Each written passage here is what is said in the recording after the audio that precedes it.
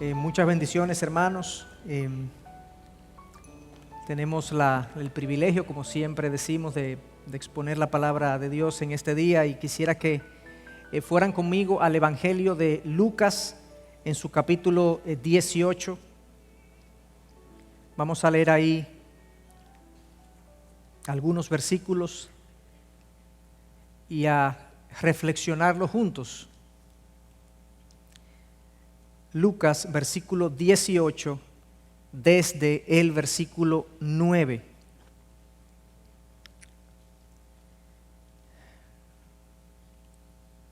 Refirió también esta parábola a unos que confiaban en sí mismos como justos y despreciaban a los demás. 2 hombres subieron al templo a orar. Uno era fariseo y el otro recaudador de impuestos. El fariseo, puesto en pie, oraba para sí de esta manera: Dios, te doy gracias, porque no soy como los demás hombres, estafadores, injustos, adúlteros, ni aun como este recaudador de impuestos. Yo ayuno 2 veces por semana, doy el diezmo de todo lo que gano. Pero el recaudador de impuestos, de pie y a cierta distancia, no quería ni siquiera alzar los ojos al cielo, sino que golpeaba el pecho diciendo: Dios, ten piedad de mí, pecador. Os digo que éste descendió a su casa justificado, pero aquel no. Porque todo el que se ensalza será humillado, pero el que se humilla será ensalzado. Como se pudieron dar cuenta, esa es una parábola de unas 40 aproximadamente parábolas que encontramos en los evangelios. Es una herramienta literaria que Jesús usó muchísimo para enseñar diferentes verdades. Y la parábola, como recurso literario y recurso de exposición didáctico, es una historia corta, breve, que usa elementos de la vida cotidiana, de la vida diaria, para presentar una verdad espiritual. El autor James Montgomery Boyce la llamaba una historia terrenal con implicaciones espirituales. Y eso es efectivamente lo que vemos en cada parábola de Jesús, en cada una de estas historias cortas, breves, usando elementos de la vida cotidiana en las que Jesús enseñó. Eso es lo que vemos. Elementos terrenales, pero con un objetivo de enseñar una verdad espiritual. A mí personalmente me gustan mucho las parábolas porque permiten de una manera rápida exponer una verdad, son fáciles de recordar, son simples pero profundas a la vez. Y como vamos a ver, esta parábola de Lucas 18 no es la excepción. Es una parábola sencilla, pero a la vez que tiene una profunda verdad dentro de sí. Y yo quisiera precisamente que comenzáramos a estudiarla y que nos preguntáramos de qué tema, de qué es que trata esta parábola, a qué se refiere, a qué es que apunta. Usualmente los elementos de la parábola, los recursos que se usan para contar una parábola, apuntan todos a una verdad central. ¿Cuál es la verdad central? O más bien, ¿cuál es el tema de esta parábola? Algunos piensan que es la oración, porque comienza en el versículo 10 diciendo: 2 hombres subieron al templo a orar. Y bueno, algunos dicen se trata de la oración, de la postura correcta de la oración, cómo yo me acerco a Dios para orar. Pero cuando uno la ve más profundamente y en detalle, uno se da cuenta que al inicio de la parábola nos dice Lucas esto: refiriéndose a Jesús, refirió también esta parábola a unos que confiaban en sí mismos como justos y despreciaban a los demás. Luego, al final de la parábola, el versículo 14, Jesús dice: os digo que el recaudador de impuestos, descendió a su casa justificado, pero aquel no. O sea, el versículo 9 nos dice que era dirigida a gente que se consideraba a sí mismo como justa. Y ahora el versículo 14 nos dice que el recaudador fue a su casa justificado, pero el fariseo no. Por lo tanto, el tema de la parábola en la entrada y la salida es la justificación de una persona delante de Dios. En otras palabras, cómo es aceptada una persona delante de Dios, cómo el ser humano es o no aceptado delante de Dios. Ese es el tema, la justificación. Y yo quisiera profundizar un poco en este concepto de la justificación por varias razones. En primer lugar, es el tema de la parábola, pero la parábola no lo explica. No se expande el tema de la justificación, sencillamente se dice que el recaudador descendió a su casa justificado. Sí, pero ¿qué es eso? No lo dice y tendríamos que profundizar. Pero en segundo lugar, la razón por la que quiero ahondar en esto es porque, aunque es un concepto tan importante, me he percatado que es un concepto que algunos de nosotros ignoramos o desconocemos en las implicaciones que tiene. Pero en tercer lugar, es un concepto tan vital para la fe cristiana que yo prefiero redundar y llover sobre mojado que dejarlo de explicar. Martín Lutero decía que la justificación es el asunto sobre el cual la iglesia se mantiene o se cae. Toda la discusión de la reforma protestante en el año 1500, 1600 giró en torno a cómo es justificado el hombre frente a Dios. ¿Cómo es que Dios acepta a una persona? La doctrina, la tradición católica dice, es sobre la base de las obras. El hombre se gana, obtiene la aceptación de parte de Dios en base a su caridad, a su bondad, a su integridad, a sus buenas obras. La reforma decía, no, las obras no me hacen acepto delante de Dios porque mis mejores obras no sirven delante de la santidad de un Dios absolutamente santo. La redención y la aceptación de Dios se da solo por fe. Y esa era la gran controversia de la reforma protestante. ¿Cómo es el hombre justificado frente a Dios? Juan Calvino, que fue uno de los reformadores principales, decía que es la bisagra, la justificación es la bisagra principal de la religión cristiana.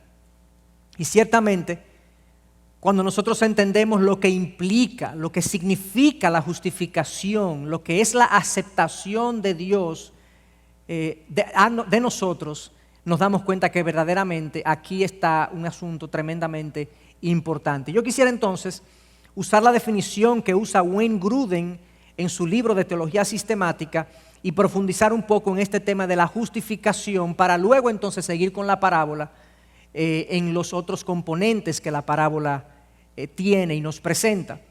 Wayne Grudem dice, basado en la Biblia, que la justificación es el acto por medio del cual Dios nos declara justos ante sus ojos, basado por un lado en el perdón de los pecados gracias a la cruz de Cristo y por otro lado al atribuirnos la justicia de la vida de Cristo en nuestro favor. Esos son los componentes, esa es la definición que Wayne Grudem usa para definir la justificación. Por lo tanto, es un acto en el que Dios me declara justo ante sus ojos, basado en lo que yo hago, en lo que yo logro, en el esfuerzo que yo hago. No, basado por un lado en que la cruz de Cristo perdona mis pecados y en que por otro lado la justicia, la vida justa de Cristo me es atribuida a mi favor, me es acreditada a mi favor. Y yo quisiera buscar algunos textos para sustentar esta definición. En primer lugar, Romanos 8:33, oigan lo que nos dice el apóstol Pablo, y les dice a la iglesia de los romanos en ese momento, ¿quién acusará a los escogidos de Dios? Ese es el texto. Dios es el que justifica. Dios es que justifica al hombre. El hombre no se justifica, sino Dios es que se justifica. Romanos 8:1, por consiguiente, no hay ahora condenación para los que están en Cristo Jesús. ¿Por qué no hay condenación para nosotros? Bueno, porque nuestros pecados han sido pagados en la cruz del Calvario. Colosenses 2, versículo 13, Pablo lo dice mucho más claramente y a veces este pasaje hasta redunda, se van a dar cuenta en algunos conceptos. Dice, y cuando estaban muertos en delitos, en vuestros delitos y pecados, en la incircuncisión de vuestra carne, Dios os dio vida juntamente con Él, habiéndonos perdonado todos los delitos, habiendo cancelado el documento de deuda que consistía en decretos contra nosotros y que nos era adverso, y lo ha quitado de en medio, clavándolo en la cruz. El ser humano nace, según este pasaje, tiene un documento que le es adverso. La realidad de nosotros, la realidad de nuestra condición caída de pecado hace que el pecado me acuse, porque Dios es justo y Él tiene que condenar al pecador. Si Dios no condena al pecador, no sería justo, sería un Dios indulgente. Entonces, este texto nos dice que la cruz de Cristo ha quitado de en medio el documento que me era adverso, que me acusaba como pecador, y lo ha clavado en la cruz. Literalmente eso es lo que dice el pasaje. Pero fíjense lo siguiente: yo estoy aquí en el presente. En mi pasado y en mi condición yo soy pecador. La cruz de Cristo me perdona mis pecados, me limpia mis pecados, ¿correcto?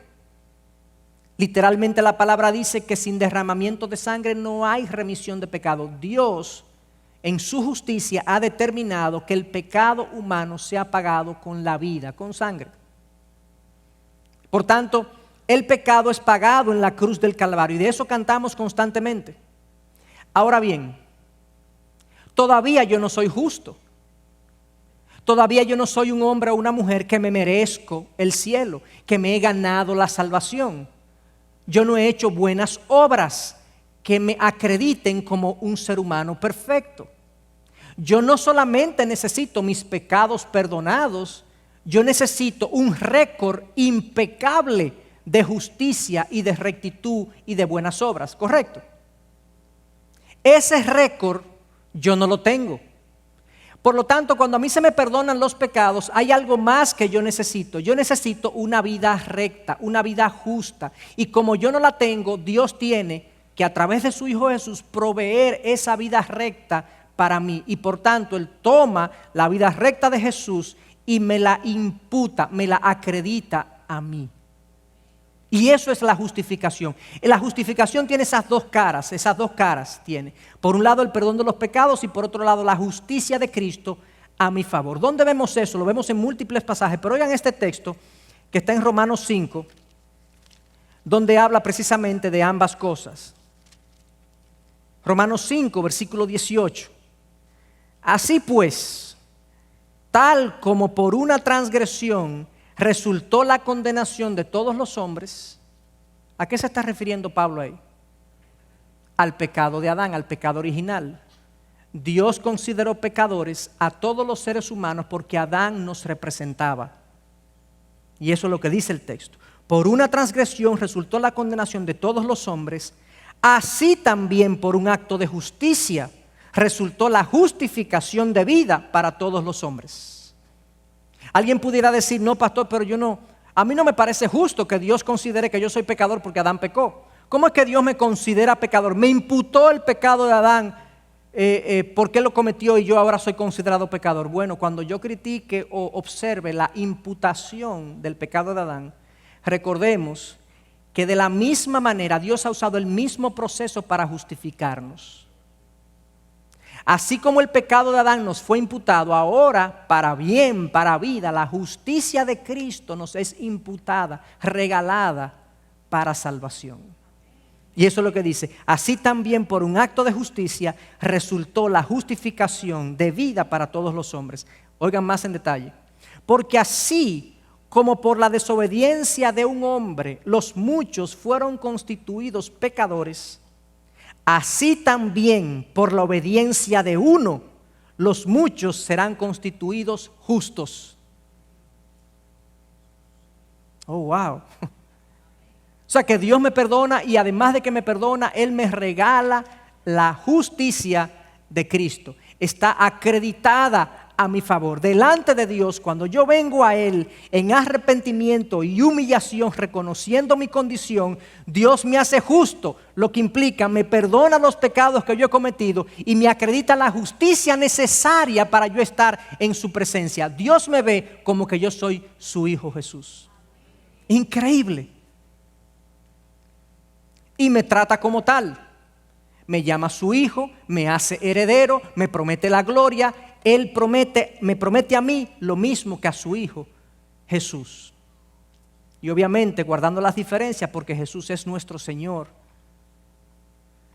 Pero en términos espirituales, Dios nos ve a través de la justicia de Jesús. Es como que Jesús nos ha vestido de su rectitud. ¿No cantábamos eso? ¿No cantábamos eso?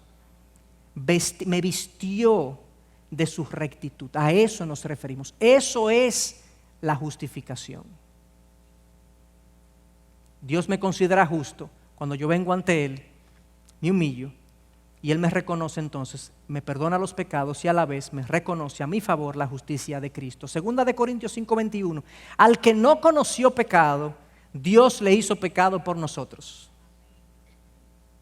Jesús se llevó mi pecado. Oigan lo que dice después, para que nosotros fuéramos hechos justicia de Dios en Él, para que la justicia de Cristo sea mía. Wow, qué glorioso intercambio. Y vista así, hermano, la justificación es el regalo más extraordinario que un ser humano puede recibir. No hay nada que se le compare. No nos confundamos, el mayor problema del ser humano no son los problemas económicos, no es la criminalidad, no es la autoestima. El mayor problema del ser humano, la mayor dificultad, la fuente de todos sus dilemas es su separación de Dios, la separación de su Creador.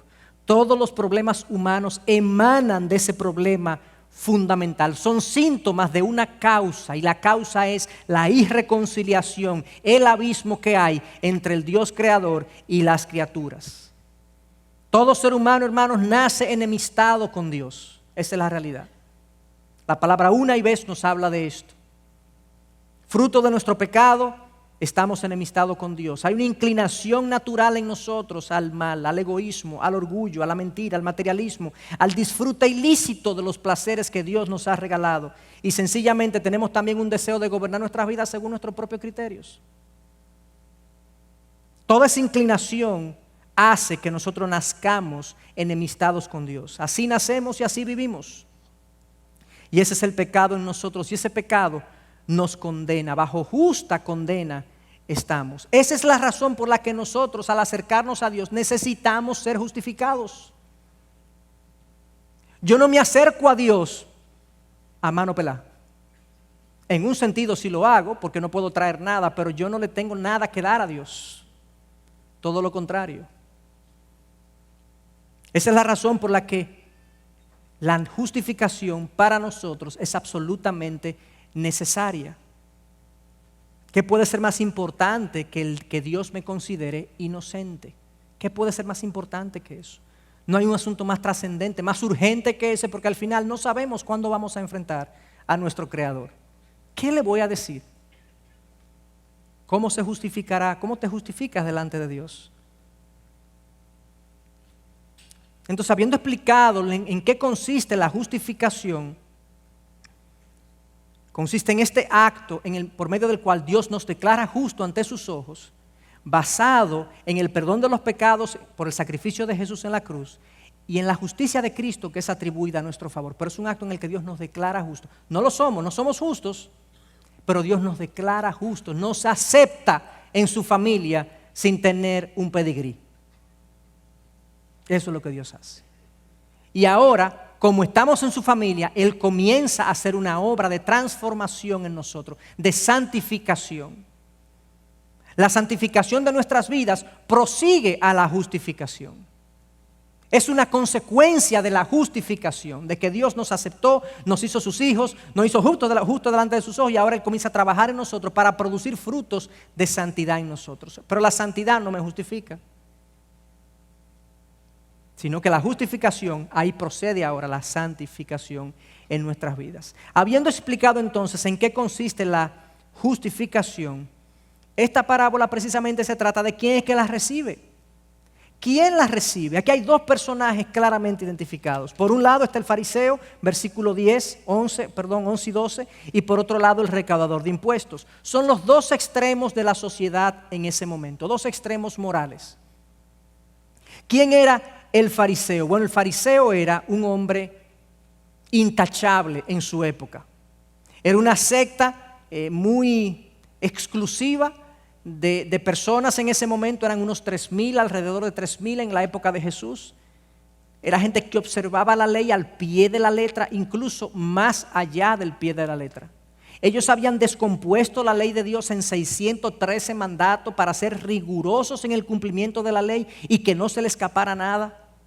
Gente íntegra, honesta, intachable, ejemplar. Los líderes de la sociedad eran fariseos. Nicodemo era fariseo, el que aparece en Juan 3.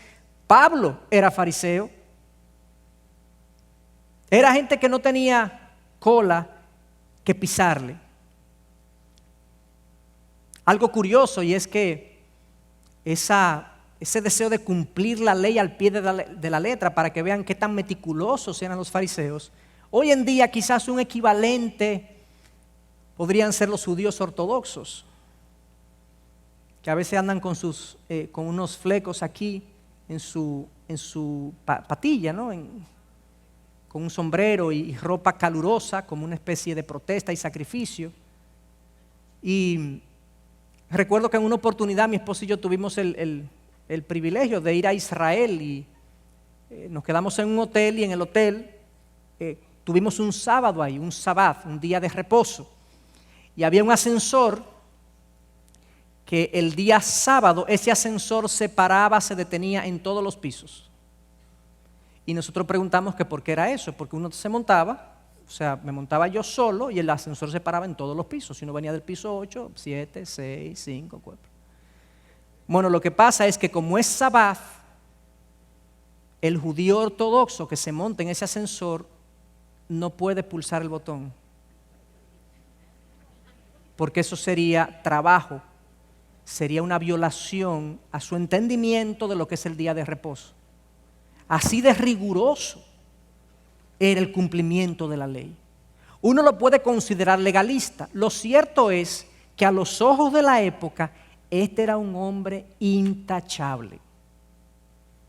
Y él viene delante de Dios, y en el versículo 11 dice que puesto en pie oraba para sí de esta manera: Dios, te doy gracias porque no soy como los demás hombres, estafadores, injustos, adúlteros.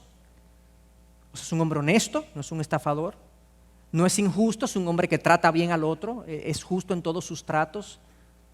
Y no soy adúltero, soy fiel a mi pacto matrimonial. Era un hombre moralmente intachable. No soy ni aún como este recaudador de impuestos. Y luego de esa justicia moral que vemos ahí, toda su moral, vemos ahora la justicia religiosa. 12, versículo 12, yo ayuno 2 veces por semana, doy el diezmo de todo lo que gano. Era un hombre que era moralmente íntegro y religiosamente impecable. Un santo, diríamos nosotros, a los ojos humanos. Ese ayuno era más de lo que la ley requería. La ley en ese momento requería un ayuno por año. Él dice, yo ayuno 2 veces por semana. Doy el diezmo de todo lo que gano. La ley no requería que se diezmara de todo lo que se ganaba, sino de unas porciones. O sea que este es un hombre a los ojos humanos impecable.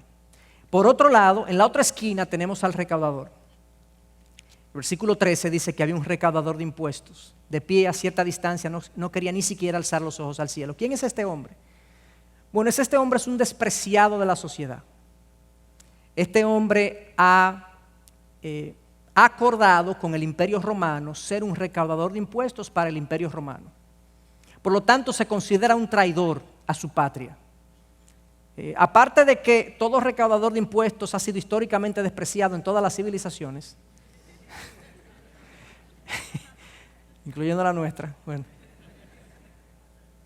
este era particularmente despreciado porque él recaudaba impuestos para el beneficio del Imperio Romano, que subyugaba y esclavizaba al pueblo judío.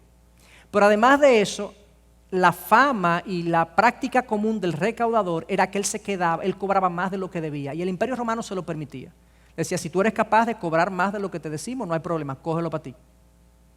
Por lo tanto, era un hombre visceralmente despreciado en la sociedad judía, al punto que si un recaudador iba por esta acera y la gente se cambiaba de camino para no cruzárselo, para no toparse con ellos, al punto de que en muchas ocasiones Jesús fue acusado de comer con prostitutas y recaudadores de impuestos.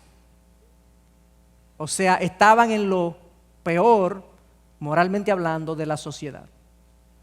Y este individuo entonces, de este individuo es que nos habla esta parábola. Tenemos el fariseo, el bueno, tenemos el recaudador, el malo. ¿Qué diríamos nosotros? Una mirada simple, humana a esta parábola. ¿Qué diríamos de nosotros, de estos dos individuos? ¿Quién es acepto delante de Dios? ¿Quién complace a Dios? ¿A quién Dios lo va a acoger en su santo seno en caso de que fallezcan? ¿Qué diríamos nosotros, humanamente hablando? Sí, nosotros porque tenemos una mala fama de los fariseos hoy ya sabemos la respuesta, pero no era así. En ese momento, si se hacía esa pregunta, uno decía, no, el fariseo es un hombre de Dios, es un hombre serio, eso es un hombre honesto, un hombre pulcro, ese es el líder de la comunidad, de la sociedad. El recaudador de impuestos, eso es casi una herejía decir que ese hombre es acepto delante de Dios. Imposible. Y es humano pensar eso. Nosotros tenemos esta idea fija en la mente de que el hombre llega a Dios por sus méritos personales, por sus acreditaciones morales, por lo bien que se porta, por lo pulcramente que se desempeña en su trabajo, en su familia, en su iglesia, en su comunidad. La idea más común en cuanto a la salvación y la aceptación del ser humano por parte de Dios es que nosotros nos ganamos la salvación. Dios nos acepta por lo que nosotros hacemos y logramos delante de Él. Y por eso la gente hace promesas, la gente hace sacrificios, la gente da ofrendas para que Dios los acepte, para que Dios los justifique, por así decirlo, para estar frío con Dios. Esa es la manera natural en que el ser humano se comporta, y es increíble cómo con mucha frecuencia en mi propia oficina yo me encuentro con personas que tienen tiempo en el Evangelio y que todavía yo le pregunto, cuéntame cómo viniste al Señor, cómo conociste a Cristo y cómo tú entiendes el Evangelio. Y a veces como que, bueno, ¿a qué usted se refiere? Yo le digo, bueno, imagínate que tú llegas a la presencia de Dios y te preguntan, ¿por qué te debo dejar entrar aquí? ¿Qué tú le respondes? Bueno, yo le diría, pastor, que mi vida ha cambiado mucho. ¿Ese es tu argumento frente a Dios de por qué dejarte entrar a su presencia? Pastor, yo tengo años haciendo un esfuerzo por dejar una serie de cosas que yo sé que no son del agrado de Dios. Ajá. Bueno, yo, pastor, desde que se pone el yo en esa respuesta, todo lo que sigue es equivocado. Tú le vas a decir a Dios, yo hice, yo no hice, yo me porté. Tú le vas a decir a Dios lo que le decía el fariseo, yo no soy como los demás hombres, estafadores, injustos, adúlteros, yo ayuno 2 veces por semana. ¿Tú crees que esas obras tienen la categoría y la calidad que Dios requiere para aceptar a una persona en su presencia? Y estamos equivocados con relación a cómo el hombre se acerca a Dios, cómo una persona es aceptada delante de Dios. Hermanos, no es por obras, dice la palabra, para que nadie se gloríe.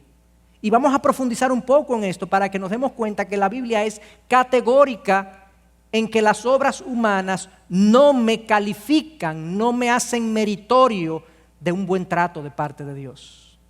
Romanos 3:28, porque concluimos que el hombre es justificado por la fe aparte de las obras de la ley. Romanos 5:1, por tanto, habiendo sido justificados por la fe, tenemos paz para con Dios por medio de nuestro Señor Jesucristo. Gálatas 2:16, sin embargo, sabiendo que el hombre no es justificado por las obras de la ley, sino mediante la fe en Cristo Jesús, también nosotros hemos creído en Cristo Jesús, para que seamos justificados por la fe en Cristo y no por las obras de la ley, puesto que por las obras de la ley nadie será justificado. Gálatas 3:11, y que nadie es justificado ante Dios por la obra de la ley es evidente, porque el justo vivirá por la fe.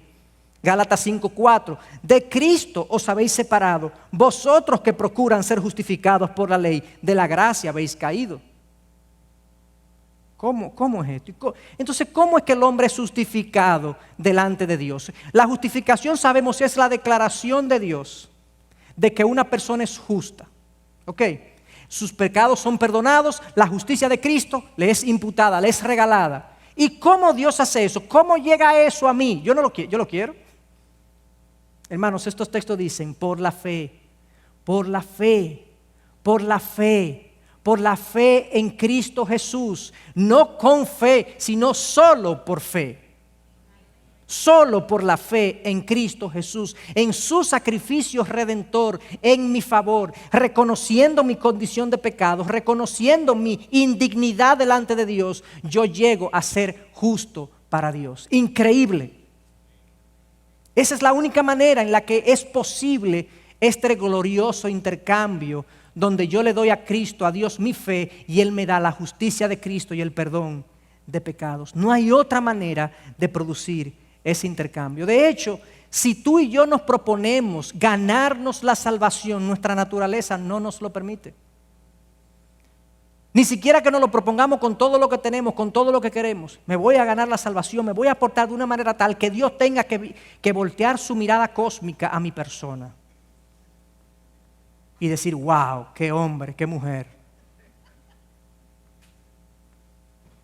La naturaleza misma no nos lo permite. El ser humano no solamente hace lo malo, hermanos, de manera natural y deportiva, sino que el ser humano no hace lo bueno que debe hacer. Pero sucede que a veces hacemos lo bueno que debemos hacer por las motivaciones incorrectas. O lo hacemos a medias. Toda nuestra existencia, todo nuestro accionar se queda corto de la gloria de Dios. Todo. No hay manera en la que el hombre sea justificado por lo que hace, por la manera en que vive. Y entonces la sorprendente conclusión de esta parábola es que precisamente el versículo 14 dice, os digo que descendió a su casa justificado, mas el fariseo no. ¿Qué? Eso es un escándalo para la comunidad judía. Eso no puede ser. Jesús, tú acabas de decir que el recaudador de impuestos fue justificado, fue acepto delante de Dios y no el fariseo. Sí, eso es lo que ella acabó de decir. Quizás algunos pensaron, este hombre está loco, esto es una herejía, esto no puede ser.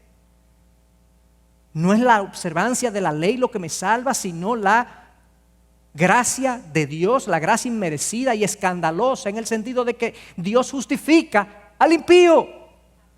Hermanos, qué gloriosa verdad, qué buena noticia es esa. Yo estoy feliz que Dios justifica al impío. Aplausos da mi alma, yo lo soy y tú lo eres. Y esa condición no la cambio yo, la cambia Dios cuando me justifica. Pero ¿cuál fue el problema del fariseo? Porque nos dice que el fariseo no fue justificado y el recaudador sí fue justificado. ¿Cuál fue el problema? Bueno, nosotros lo vemos en su oración. Su oración agradece lo que él es y lo que él no es. Agradece todo lo que él hace, pero no agradece, no pide perdón, no confiesa nada. Se considera que él está ahí por justo derecho. Él tenía fe, pero en el lugar equivocado y en la persona equivocada. Tenía fe en sus obras y en su persona, cuando la debía tener en las obras de Cristo y en la persona de Cristo. Definitivamente, hermanos, yo acuerdo con muchos de que la salvación es por obras. Sí, pero no las nuestras, las de Cristo. Las mías no sirven. Las de Cristo son las requeridas y suficientes para que yo obtenga la justificación de parte de Dios. El problema de este hombre fue que se consideró bueno. Se consideró justo. Y uno de sus problemas, yo creo que parte de esa bondad, esa percepción de autojusticia peligrosa, provino de que él se comparó. Claro, él se comparó con el adúltero, con el injusto, con el estafador y con el recaudador, que es un traicionero, un mentiroso y un ladrón. Hermanos, si nosotros pensamos que nuestra justicia delante de Dios o nuestra aceptación delante de Dios depende de una comparación relativa que yo haga comparándome con los otros pecadores, nosotros siempre vamos a quedar bien. Siempre hay uno más malo que yo. Siempre tendremos algo de qué ufanarnos y decir, bueno, yo no soy tan malo como aquel. Yo recuerdo una vez, y esto puede producir risa, pero no lo hago como chiste. En una ocasión, yo estaba oyendo un programa de radio y llama a una persona y le dice, fulano, estaban en un segmento como que hablan de problemas de parejas. Y este radio oyente llama al programa a quejarse de su esposa. Y le dice, fulano, ¿tú sabes lo que es eso? Que yo tengo 20 años casado con mi esposa. Y sí, yo tuve una relación fuera del matrimonio, pero fulano, fue una vez.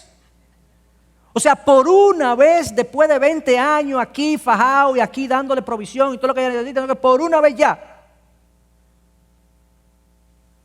Y eso se iba abajo de risa, la gente riéndose y demás. Claro, porque él tiene en su mente que él no es tan malo como lo que tienen eso, como algo normal. Cuando nuestra justicia, nuestra autojusticia es relativa al ambiente en el que nos desenvolvemos, nosotros siempre vamos a quedar bien parados. Hermanos, Dios no va a tirar ninguna curva moral. Cuando Dios evalúa al ser humano, lo evalúa de manera independiente. Usted sabe lo que es una curva, ¿verdad? Una curva, para los que no se beneficiaron nunca en la universidad de una curva. En la universidad, cuando todo el mundo se parte en un examen, ¿ya? Está todo el mundo partido. Y estamos preocupados, está todo el mundo preocupado. No, porque ese examen fue una piedra, fue un peñón. Todos los términos que nosotros utilizamos, fue un peñón, una piedra, ese profesor es un barbarazo, no sé qué, no sé cuánto, puso cosas que no dio, Pero después alguien llama y dice, fulano, hablé con el profesor. Van a tirar una curva. El tirar una curva es que al que mejorcito le fue, lo ponen como 100 y todo lo demás lo evalúan con respecto a eso. ¿Verdad? Entonces todo el mundo sube de nota.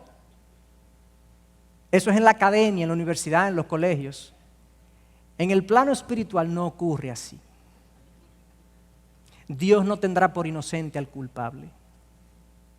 Y Dios es un Dios justo y Él lo ha dicho. Y Él ha provisto una manera en la que esa situación puede ser remediada, en la que mi naturaleza pecadora e inclinada al mal sea redimida y sea cubierta por la rectitud de aquel que no cometió pecado. Dios ha provisto un camino. Esa es la buena noticia del Evangelio. El Evangelio es que Cristo ha hecho un camino. Y por eso dice en Juan 14:6, yo soy el camino, la verdad, la vida. Nadie va al Padre si no es por mí, porque yo solo he pagado el precio requerido para la redención de los pecados. Yo solo, ven a través de mí. Mal haremos cuando criticamos que hay un único camino. Bueno, hay un camino, que es Cristo, para yo obtener la aceptación de parte de nuestro Señor. El problema del fariseo fue que se vio a sí mismo como justo. Y el yo verme a mí mismo como justo me coloca en un peligro espiritual. El título de mi mensaje, de hecho, es El peligro de la autojusticia. Cuando yo me evalúo y me autojustifico y pienso que estoy bien frente a Dios, eso me aleja de la gracia que me puede redimir. Es la posición del recaudador que lo hace un receptor de la gracia. Dice que el recaudador, puesto en pie a cierta distancia, no quería ni siquiera alzar los ojos al cielo, sino que se golpeaba el pecho diciendo, ten piedad de mí, pecador. Una condición de humillación, de un sentimiento de indignidad, porque frente al Dios Santo ningún ser humano puede ser justificado por sus obras. Todos somos indignos frente a la naturaleza santa de Dios. Y cuando yo me considero justo a mí mismo, o yo estoy subestimando mi justicia, o estoy sobreestimando mi justicia, o subestimando la santidad de Dios. Y este fue el peligro en el que incurrió el fariseo. El fariseo se vio a sí mismo como justo y eso lo alejó de la gracia redentora, que el recaudador sí accedió a ella. Increíblemente, el recaudador no se acerca ni siquiera, se golpea el pecho diciendo, ten piedad de mí, pecador. Increíblemente, esta oración corta fue extremadamente potente. Dios, ten piedad de mí, el pecador, dice en el original. Y Cristo dice inmediatamente, descendió a su casa justificado. Por su disposición de corazón, de arrepentimiento, de indignidad, de humillación al Dios de toda gracia, al Dios que justifica al impío, a ese Dios ese recaudador recurrió. No se pensó más que los demás. De hecho, esa construcción de ten piedad de mí, el pecador, denota que yo soy el pecador. A mí no me importa lo que hagan los otros, yo soy el pecador, el mayor de los pecadores. Y esa es la actitud con la que Dios se complace. Literalmente el Salmo 51:17 dice, los sacrificios de Dios son el espíritu contrito. El corazón contrito y humillado, oh Dios, no despreciarás. Luego viene Jesús un poco más adelante en Mateo 5:3 y dice, bienaventurados los que lloran, porque de ellos es el reino de los cielos. ¿Que lloran qué? Que lloran su pecado, que lloran su condición, que lloran su necesidad de Dios, que saben que sin Dios no podrían tener acceso a nada. Y la palabra que utiliza este recaudador, Dios, ten piedad, la palabra que utiliza es la palabra propiciación. Hay otras traducciones que dicen, Dios, sé propicio a mí, el pecador. Eso la Reina Valera lo tiene así.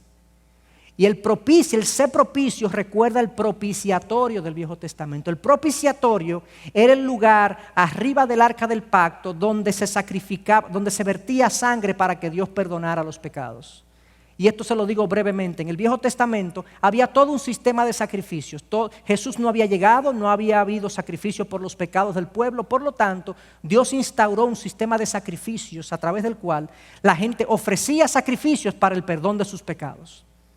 Eso era en el Viejo Testamento. Nosotros sabemos por el Nuevo Testamento que esos sacrificios de animales simplemente cubrieron el pecado, pero no lo quitaron por completo, porque un animal no puede pagar mi culpa. Ese sacrificio del Viejo Testamento era un símbolo del sacrificio perfecto que vendría a ser Jesús en la cruz del Calvario. Esa es la razón por la que Juan el Bautista, cuando ve a Jesús, lo primero que dice, he ahí el Cordero de Dios que quita el pecado del mundo. Ese es el sacrificio que será sacrificado, ese es el Cordero que será sacrificado por el perdón de nuestros pecados. Pero en el Viejo Testamento lo que se hacía era un sacrificio de animales. Entonces había un lugar que se llamaba el lugar santísimo. Y en ese lugar santísimo había un arca del pacto, era un cofre donde adentro estaba la ley de Dios, una vara de Aarón y una porción de maná, nos dice la Escritura. En ese cofre que estaba la ley, arriba había un lugar que se llamaba propiciatorio. Y una vez al año se hacía un sacrificio de un cordero de un año perfecto, y la sangre del cordero se vertía sobre el propiciatorio, arriba del cofre, y abajo del cofre estaba la ley, simbolizando que Dios, cuando viera la ley depositada en el cofre, la veía a través de la sangre y tenía misericordia. Y su ira era propiciada. Hay dos cosas que ocurren con un sacrificio, con el sacrificio de Cristo de hecho. Una cosa es lo que yo experimento al sentirme perdonado, eso es expiación, mi culpa es aliviada. Porque yo veo a Cristo clavado en la cruz y me siento perdonado. Porque Cristo satisfizo las demandas de la ley. Y yo me acogí a su sacrificio y Él me perdona y eso alivia mi culpa. Pero en Dios pasa otra cosa. Mientras nosotros nos sentimos culpables con el pecado, Dios se siente airado con el pecado. Justamente airado. La ira de Dios es la indignación santa contra el pecado. Es lo mismo que yo siento cuando veo una injusticia. Cuando yo veo una injusticia, yo me siento irritado contra esa injusticia y eso es correcto. Dios, como Dios santo, se indigna contra nuestro pecado y Él se aira contra nuestro pecado. ¿Y esa ira cómo se aplaca? Bueno, en el plano humano, cuando usted ve que se comete una injusticia y después al criminal lo aprenden y lo juzgan y lo apresan, usted dice, descansamos, ¿verdad? No hay un sentido de alivio humano cuando la justicia es ejercida. De la misma manera, cuando Dios ve que hay un sacrificio por el pecado, su ira es propiciada, es aplacada. Y en este texto, cuando el recaudador de impuestos dice, Dios, ten piedad de mí, pecador, es Dios, sé propicio, Dios, haz propiciación por mí para que tu ira contra mí se aplaque. Y eso está anunciando el sacrificio de Jesús. El mismo Jesús que cuenta esta parábola, Él sabe que Él será el Cordero que propiciará la ira de Dios más adelante. Por lo tanto, hermanos,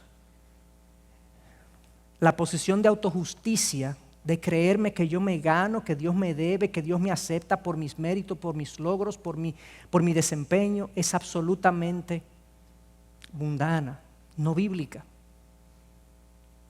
Hay una condición para venir a Dios y ser justificados por Dios, y es venir humillados, arrepentidos, sintiéndonos indignos de nuestra propia condición, y parecería que este mensaje nos va a dejar a nosotros salir cabizbajos, pero el mensaje tiene otro propósito totalmente diferente, porque es que esa condición de indignidad y de pecado es remediada por Jesús.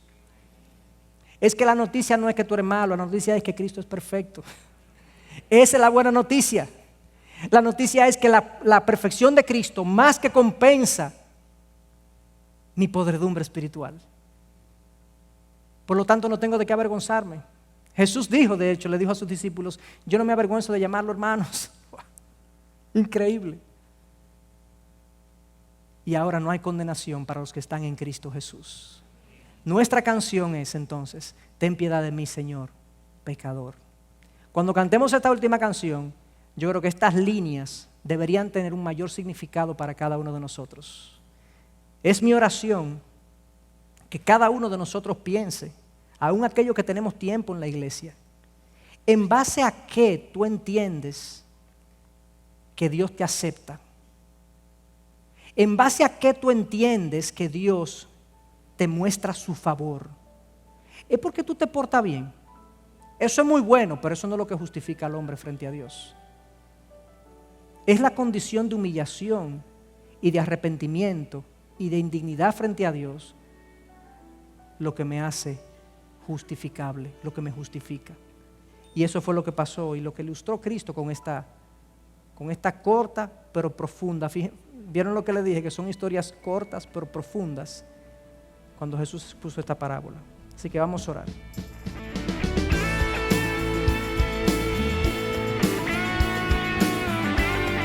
Esta es una producción que llega hasta ustedes gracias a los aportes de individuos y empresas comprometidos con la defensa de la fe. Para más información, preguntas y comentarios, visite nuestra página de internet www.integridadaysabiduría.org. En esta página encontrará información sobre la producción de este y otros recursos que ponemos a su disposición, como también las formas en las que usted puede contribuir con la producción de programas como estos. Les invitamos nuevamente a visitar nuestra página de internet www.integridadaysabiduría.org. Será hasta la próxima, cuando nos reencontremos en su palabra.